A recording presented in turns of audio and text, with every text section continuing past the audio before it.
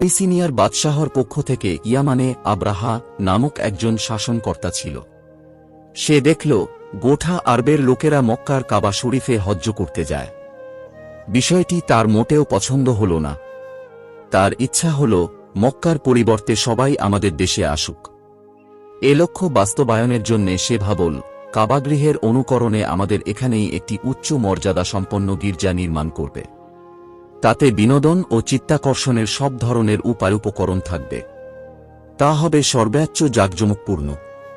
তাহলে মানুষ মক্কার সাদাসিধে সেই কাবা বর্জন করে মূল্যবান পাথরে সজ্জিত এই কাবার দিকে ছুটে আসবে। এতে মক্কার হজ্জ পর্ব বন্ধ হয়ে যাবে। সে এ উদ্দেশ্যে ইয়ামানের রাজধানী সানায় একটি কৃত্রিম কাবার ভিত্তি স্থাপন করে। সেখানে সে মন খুলে টাকা পয়সা ব্যয় করে। কিন্তু এত কিছুর পরও মানুষ সেদিকে আকৃষ্ট হয়নি। আরবরা, বিশেষ করে কুরাইশ গোত্রের লোকেরা যখন আব্রাহার এ কৃত্রিম কাবা সম্পর্কে জানতে পারল, চরম উত্তেজিত হয়ে উঠল। একজন তো ঘৃণাভরে উক্ত কাবায় গিয়ে মলত্যাগ করে। কারো কারো মতে আরবের একজন লোক আগুন জ্বালিয়েছিল।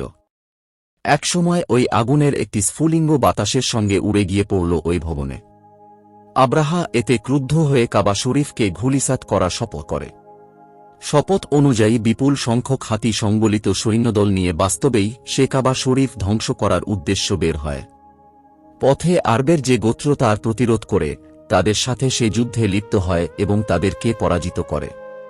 নবীজির দাদা আব্দুল মুত্তালিব ছিলেন তখন কুরাইশ গোত্রের নেতা এবং কাবা শরীফের মুতাওয়াল্লি। তিনি এ সংবাদ জানতে পেরে বললেন, লোক সকল, তোমরা নিজেদেরকে রক্ষা করার ব্যবস্থা কর। কাবার মালিকই কাবাকে রক্ষা করবেন। আব্রাহা পথ পরিষ্কার দেখে বিশ্বাস করে নিল যে এখন আর কাবা ধ্বংস করা কঠিন কাজ নয়, কারণ সেদিক থেকে মোকাবেলা করার কেউ নেই।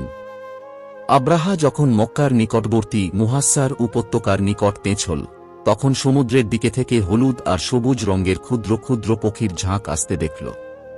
প্রতিটি পাখির ঠেঁটে ও পাঞ্জায় ক্ষুদ্র ক্ষুদ্র কঙ্কর ছিল। ওই পক্ষীগুলো সৈন্যদের উপর কঙ্করের বৃষ্টি বর্ষণ করতে লাগল।